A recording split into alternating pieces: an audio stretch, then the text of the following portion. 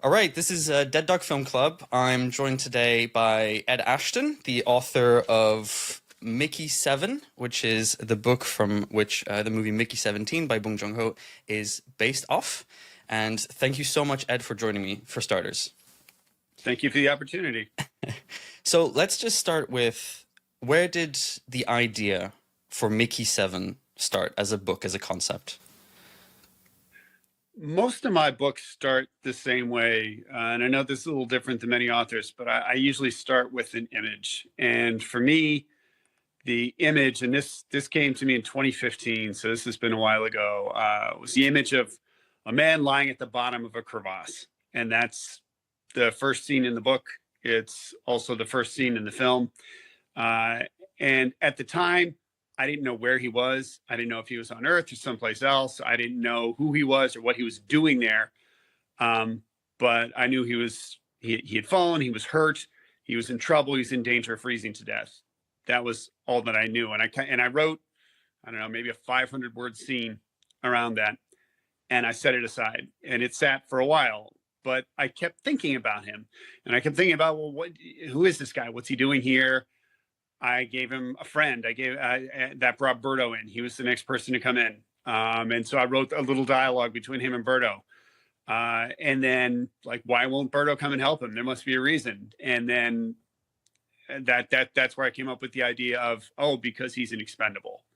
And that's when the idea of the expendable came up. And then I started thinking about the teletransport paradox, which is something that I've sort of had a fixation on since I was a kid. Honestly, ever since probably the first time I saw Star Trek and saw someone get on the transporter and thought, that's not a transportation device, that's a murder machine. That guy just dissolved. Like, I saw that looked painful. And it really just rolled from there. And then I thought, well, maybe this is a short story, and I wrote it into a short story, which was basically the first chapter of the book. But that's not an ending. That story ended when he came out of when the creepers kind of shove him out the tunnel into the snow. But it wasn't an ending. I thought, okay, maybe this is a novella. So I kept writing, got to about 25,000 words, and realized, no, this isn't a novella either. It's still not done. And a few months after that, I had the full novel. It really just kind of snowballed. Wow. So it was really a natural process. It just kind of came to you naturally. That's how most of my writing works. I think 90% of the work of the plotting, the character development, everything, I think it goes on somewhere in my brainstem or something that I'm not really conscious of it, and it just sort of floats up to the surface when I need it. Okay. That's super interesting. Do you remember how you first found out that Mickey 7 was getting the big screen treatment, like was going to be at the cinemas and was going to be a movie? That's not a moment. That's a process. So the process that this book followed was absolutely bizarre. I cannot emphasize how unusual the process that this book took. So I finished the final draft of this book in December of 2019. I handed it into my agent on, I think, the 12th or 13th of January 2020, less than a month after I handed it into my agent. Warner Brothers optioned the book for film. We didn't have not only did I not have a book, I didn't even have a publication contract for this book. It was literally just a PDF I had sent to my agent, and Warner Brothers picked it up. And now, if you've been around this space, these studios option, 90, 99 projects for every one that actually becomes a film. So the piece of advice they always give you is, you get an option, cash the check, have fun with it, go out to a nice dinner, but like, don't get too excited. Don't think too much about it. And I took that advice. I didn't expect anything to come from it. But then it was about, I guess, 4 months later, I was sitting at my breakfast table, and my wife was sitting across from me. I got a text. It was from my agent. It was just a link. It said, click this. I'm like, okay, this is a phishing attack. Obviously, I'm not an idiot. I'm not going to click on that. I thought about it. It's from Paul. Fine, I'll click. So I clicked on it, and it was a deadline article stating that Bong Joon-ho was now attached to the project. And That's Robert how you Pattinson found was out. starring. And that's how I found out. My wife looked at me across the table, and the first thing she said was, "Oh my God, who died?" And I had to, Oh, say, right. no, this is a good cardiac arrest I just suffered. It's not a bad thing. This movie's going to happen. But even after that, my agent was always cautioning me, there's like a million ways that these projects can fall apart. In fact, I found out later that the reason when director Bong picked up this project of mine, it was because he had dropped a project that he had spent years working on, that he was about halfway through, and realized he just couldn't finish. And he had been working on it, he'd been developing it, and he just absolutely dropped it. So that happens.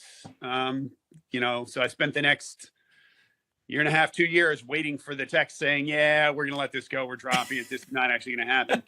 And it just kept not coming. And then the next thing I know, I'm in London watching him film the movie. And here we are. We're at the premiere. And, this actually did happen. It really did. Were you familiar with the work of director Bong before you wrote the book, or did you catch up?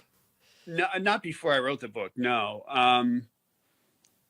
Depending on when you say, like I said, I started writing the book in 2015. Okay. By 2020, I had seen Parasite. Right, that makes sense. And I love Parasite. And I had also seen Okja, which I thought was absolutely phenomenal. I honestly think that some of his best work, and maybe a little underappreciated. And I caught up with the rest of his work after I found out he was going to be associated with our project. And that really... people have asked me, are you nervous? Are you concerned about what Hollywood's going to do to your book and blah, blah, blah, blah, blah. And honestly, the answer is absolutely not. I have sometimes worried that I might be remembered as the man who destroyed Bong Joon-ho's career.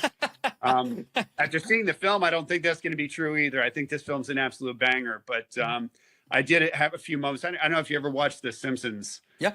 There's an episode of The Simpsons where Homer finds out he's a long lost brother who's a successful owner of an automobile factory, and he allows Homer to design his next car, and it bankrupts the company because it's so bad. And I've wondered if I might be Homer in that scenario with director Bong being the long lost brother. But like I said, I don't think that's going to happen. Actually, I think the film's really going to do well. It's a really fun movie. Yeah, well, this interview would be airing right after people would have been seeing the movie for the first time, or maybe the second if they've got to see it a bit earlier. So yeah, I'm sure we're all in the room feeling the same way. So I was hoping you could tell us a bit more about how much you got to be involved in any of this, if at all, or did you get to talk with director Bong about some of the things from the book at all? Yeah, after he was attached to the project, his production partner, Joon-ho Choi, set up a Skype call between director Bong and myself. Lasted about 2 hours. He was really interested in the details of the book. He had thought already, even at that stage, very, very deeply. He had, like I said, we didn't even have a printed book yet. It had not been published. It wouldn't be published for another year and a half. But he had printed out a copy of his own and illustrated it himself. He's an artist. He's a very accomplished artist in addition to everything else. And he had illustrated my book himself, and drawn his conception of what he thought the dome looked like, what he thought the creepers looked like. And he wanted to talk through it with me. How did I envision these things? And was my vision matching up with what he did? And none of this was necessary. He didn't have to do any of this. When they option your book, they can do whatever they want with it. Yeah. So this was all really him, an act of kindness towards me, honestly. And I have to say, director Bong is one of the kindest and most genuine people I have ever met. He's just an absolutely wonderful person. I can't say enough about him. In addition to that, he did warn me that, look, you wrote a 350-page book. I'm writing a 120-page script. Stuff's going to come out. Stuff's going to change. I have my own sauce I want to put in here. The movie it's a different art form than the book, and it's going to be different. I fully understood that. But he said, and again, he did not have to do this. He said, I want you to tell me, what is the heart of your book? What is the piece of your book that must be in this film? And Wow. I'll promise you, I will put it in my film. Wow. And I thought about it for about 2 seconds, and I said, chapter 19. Chapter 19 has to be in there, because that's the moment that solidifies the relationship between Mickey and Nasha. And to me, that's really what this book and this movie is about. It's about that relationship is the heart of everything. It's what Mickey's life revolves around, and the book revolves around Mickey, and the movie also revolves around Mickey. And he said, I'm so glad you said that. I cried when I read that chapter. I was going to put it in anyway. And I said, can I pick another one? And he said, no. And that was it. That was the end of my involvement with developing the script. But that was enough. For me, that was it. Can you tell us a bit more about the writing of Mickey 7 when it comes to maybe the trickiest part? It's not I'm guessing it's not, you said it's a flow, it flowed out of you, but I'm sure there were some parts that were a bit trickier to figure out than others. Can you tell us a bit more about that? Yeah, the difficult thing about Mickey 7 in terms of the book is that it is, although it's, it's occurring in space, it's expansive, blah, blah, blah. Most of the book takes place in a very cramped physical environment. Yeah. Right. Most of the book takes place within this dome, this small crowded space. Yeah. And actually, a lot of that actually takes place specifically within the cafeteria. Yeah. Of this dome. There's a lot of the book takes place right there in the cafeteria. It's about 30 people. I remember reading the book. Yeah. Yeah. So there's not, there's not a lot of scenery to play with. You can't have pages going off and describing the beautiful vistas and the mountains and blah, blah, blah, blah, blah. So I really had to focus on the characterization because it is when you have a limited, cramped physical environment like that, it's your characters that have to carry the book. And so I really had to focus on developing my primaries, Mickey and Nasha and Berto and Kat and Marshall all had to be real, and they had to be able to bounce off of each other in interesting, engaging ways, or else, the reader's going to get bored. And so I had to focus really hard on the voice that I gave to each of these people to make it interesting, to make them distinct from one another, and to make them interact in an appropriate way and in a fun way. And I would say probably 75% of the entire several months long editing process was really just around working on voice and the voices for the different characters and making sure that they worked in the way that I needed them to work to make the book an engaging read. Yeah, of course. In Mickey 7, when I was reading the book, I'm about halfway through, and there's something that keeps popping up to me was when Mickey 7 and Mickey 8 interact. I keep thinking to myself, like, how would I talk to myself? Was this something that you thought about quite a bit when you were writing the book?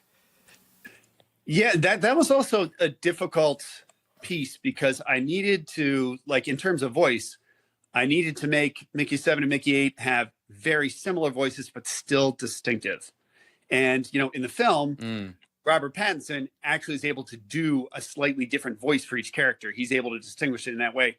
On the page, you really can't do that, right? You can't do funny voices on the page. So I had to really think carefully about the diction and how it could be just slightly different enough to distinguish between the two characters when you're reading them. And sort of in the way they interact, I thought about, I grew up very close to my brother. We're similar age. We're very similar people. I wouldn't say we're clones, but like we played the same sports. We were on the same teams. We're very close in age. We were constantly competing against each other. We actually even serially dated the same girl at one point, to that level. I mean, not in the, I see some connections not here. the way, but yeah. So I modeled some of their interactions off of my interactions with him. And I don't think he'd be sad to hear me say that. I think he'd take that as a compliment. That's really interesting. So can you tell me a bit more about if there were any books or films? You mentioned Star Trek. Is there anything that you used as a kind of a jumping off point, or maybe stuff you could borrow from? What inspired you in other worlds and other universes? I did. In terms of the structure of the universe, there are a series of books that were written by George R.R. Martin long before he got into dragons and wizards and whatever, when he was a hard science fiction writer. The most interesting of them, in my opinion, is a book called Dying of the Light, but there were a number of others. This was back in the late 70s, early 80s that he wrote these. I read them when I was a kid, and I absolutely, Dying of the Light is still one of my all-time favorite reads. I highly recommend it if you've never read it. But the sort of idea of humanity being sort of scattered to the stars and Earth being like almost like a lost paradise that everyone remembers and nobody even really knows where it is. That sort of vibe is present in that series by George R.R. Martin, and I structured the universe that Mickey inhabits around those same sorts of ideas. So if I were looking at a sort of an inspiration in the literary world, that's probably where it would be. That's really interesting. Yeah, one thing I love about Mickey 7 is the fact that he's so well, he has to in a way, but he's open to change because he thinks this is the best next thing. As someone who myself, I'm a bit averse to big changes in my life. I find that there's a lot in Mickey 7 around being open to change and being open to new things. I feel like he just gets on with it, even when getting on with it might be strapping himself to the outside of the space station. Do you feel the same way? Do you feel like you're also open to change, or how much of Mickey 7 is in you? You always have to be cautious as an author, particularly when you're writing in the first person, to not put too much of yourself into your character. Right. There are some things that come out of Mickey's mouth that you could hear. You people said, I heard that in your voice, Ed. People who know me. So that, there's definitely a little bit of that in there. And I'm somebody who's had a pretty varied life. I've done a lot of things. I've bounced from place to place. I've lived in the middle of the woods. I've lived in the middle of Washington, D.C. and downtown Baltimore. I've worked for the federal government. I worked for the military. I've worked in the biotech field. I'm a cancer researcher right now. So I would say I'm somebody who's comfortable with variety and comfortable with change and moving from milieu to milieu. Oh, that's interesting, because my next question had to do with the sciences. I think, am I right in saying that you would consider yourself a scientist of some way, some sorts? I mean, I have a PhD and I do research and I teach quantum physics. So yes. I wanted to bring it up, but I wasn't sure if I got it right. But based on your Goodreads bio, I've deduced that you teach quantum physics. How much of that science background made it or helped you in writing the story of Mickey 7?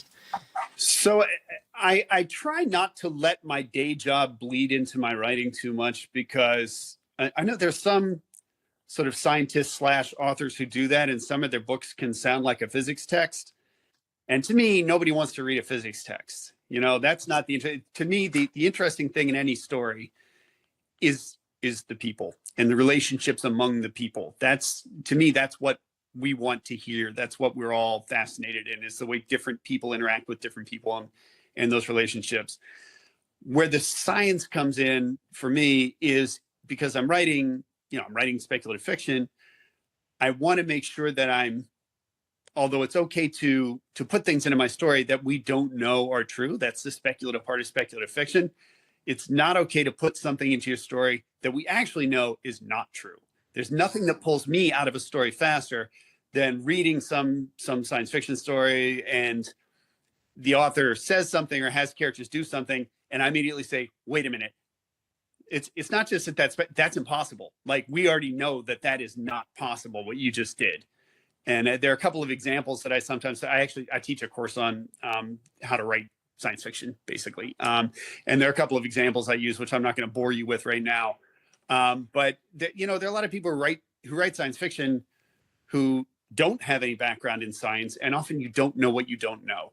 And things that seem kind of plausible, actually, if you don't have that background, can actually be complete nonsense if you do. And I don't write just for other scientists, obviously, but if some other scientist picks up my book, I don't want him or her 5 pages in to say, wait a minute, this is nonsense. Right. So should I expect Expendables in the future? Is that what you're telling me? I mean, I'm not saying it's not going to happen. I'm not saying it is, but I'm not saying it's not. But I mean, that's the big thing for me is to not ever get caught out by someone saying, hey, wait, this is complete garbage, what you just wrote. And my science background helps me to do that, I think. Thank you. So I believe you've already written a sequel to Mickey 7.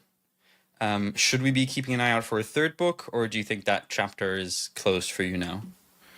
That's an interesting question. You're right. The sequel, Antimatter Blues, was published in 2023. So that's out there and available. If you liked Mickey 7, you'll probably like Antimatter Blues. It's a continuation of the story.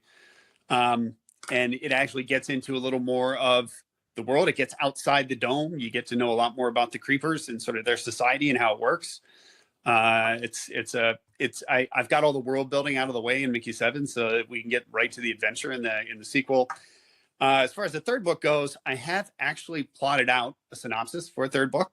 I've discussed it a couple of times with my editor. I think both my editor and my agent have been of the opinion that the time hasn't been right for a third book in the series, because they both wanted to see what happens with this movie and how that affects the way the book is perceived in the market. If the movie does well and the book continues to do well, I mean, the book's already done well. We've been translated into 24 different languages and sold plenty of copies. But if that continues, I think the odds that we'll see a third book in this series are pretty good. That's great. That's great. And whatever happens, you will also be part of Bong's life and the director and his work. You'll be sitting next to Memories of Murder, The Host, and of course Parasite. So that must be quite something. I've got a picture on my wall of me and director Bong with our arms around each other's shoulders, and that's all I need. I'm going to keep that up there and look at it every once. Whenever I feel like I'm slipping into obscurity, I'll just look at that picture and remind myself that for one sort of brief shining moment, I was hanging out with famous people. That's amazing. You've got a new sci-fi novel, The Fourth Consort. That is actually coming out. I think by the time we see this will be out. Does it carry any Mickey7's DNA in it? Or is it a totally different beast? It is. It's for our future science fiction. It takes place in space, so in that sense, it's got some Mickey sort of vibes to it, and the tone. Like all my books have a consistent voice. I think I have a pretty distinctive voice. I don't think there are a lot of other writers out there who sound much like me. And my books all pretty much have that tone and that voice. So if you recognize, or if you appreciate the way that the sort of the reading goes, the way the reading flows in Mickey7 or my other books, you'll probably appreciate it in the same way in The Fourth Consort. But in terms of the themes, the things I'm trying to address, it's a very different book. It's got very different sets of characters. I'm talking about very different. The Fourth Consort is a book that is a lot about communication, which is something that I've been thinking about a lot lately. In a lot of science fiction, when we encounter an alien race or something like that, there's some magical translator that they have, like the Babelfish in Douglas Adams, that just or maybe they just all speak English, like in Star Trek for whatever reason. All the aliens speak English. That never seemed particularly realistic to me. So I equip my protagonist, who's a sort of an interstellar diplomat, with an AI translator that's doing its best, but it's having a really hard time. And there's a lot of miscommunication. And what I'm trying to play with is the idea that even if we can get the words right, if we don't have the cultural context, we can completely miss the meaning. You might have the right words, but still completely misunderstand the meaning of what the other person is trying to say to you. And that leads to a lot of the conflict in the book. But it's a funny book. It's got some of the same comedy elements. Got a little bit of political intrigue, maybe even a little palace romance kind of stuff going on, and lots of fun, weird creatures. So I highly recommend it. I honestly consider this to be some of my best work. That's great. Okay, I'm going to ask you a last question. This is the one I like to ask all the people I interview. Is what was the last great movie you saw? The last great movie I saw was Mickey-17, obviously. I mean, that is a super easy question.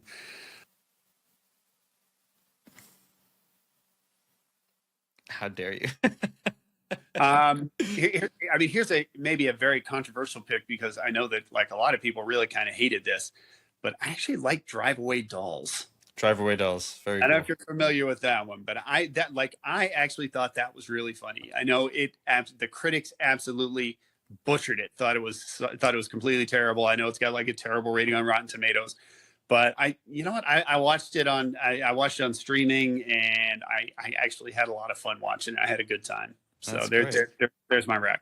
That's cool. Thank you so much, Ed, for being part of this. Thank you, everybody who came to this screening and saw Mickey-17 by director Bong Joon-ho. And make sure to pick up a copy of Mickey-7 at your closest bookstore. Thank you very much.